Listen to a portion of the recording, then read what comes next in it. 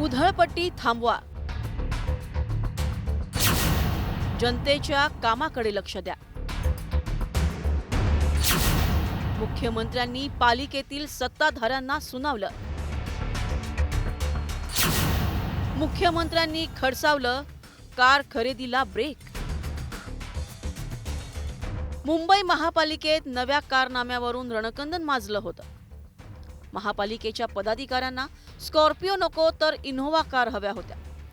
पालिकेच्या उधळपट्टीची गंभीर दखल मुख्यमंत्री फडणवीसांनी घेतली. जनतेचा पैसा विकास कामांसाठीच खर्च करा, उधळपट्टी थांबवा, जनतेच्या कामांवरती फोकस करा, अशा शब्दात मुख्यमंत्र्यांनी पालिकेतील सत्ताधाऱ्यांना खडसावले.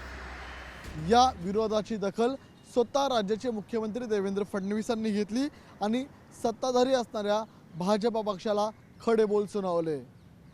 जनतेच्या पैशाचा वापर जनतेच्या हिताच्या कामासाठी करा, वाहन खरेदीसाठी असे पैसे खर्च करू नका, या शब्दामध्ये मुख्यमंत्री देवेंद्र फडणवीसांनी खडेबोल सुनावले आणि त्यानंतर हा प्रस्ताव मागे देखील घेण्यात आला.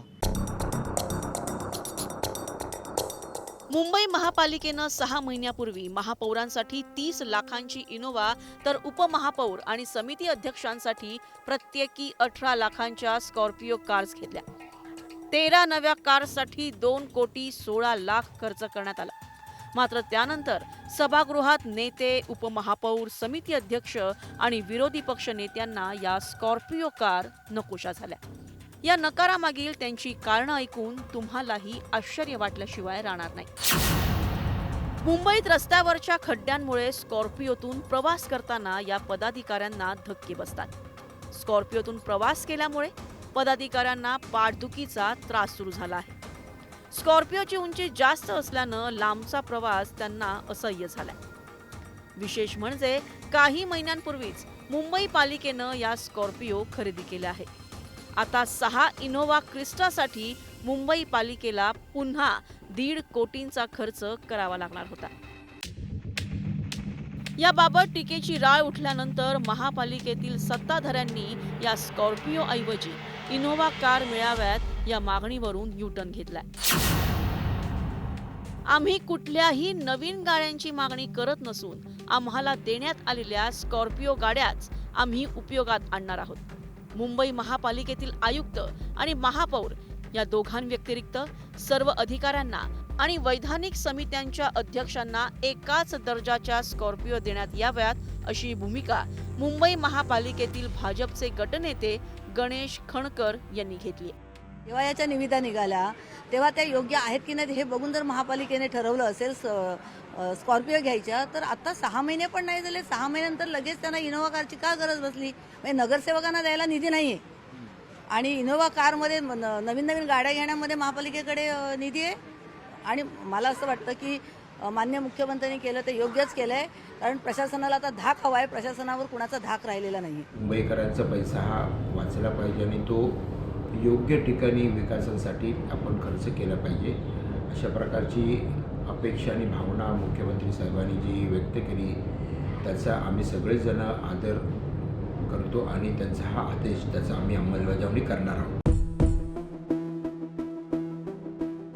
महापालिकेतील या कारच्या मुद्द्यावरून मनसेनं सत्ताधाऱ्यांना उपरोधिक टोले लगावले होते.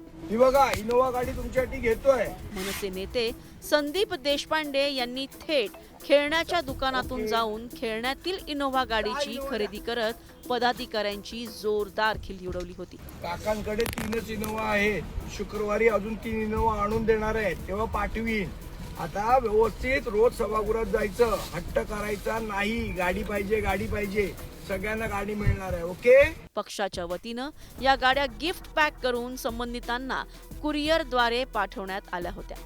दरम्यान संदीप देशपांडे यांनी पाठवलेल्या गाड्या पालिकेनं परत पाठवल्या.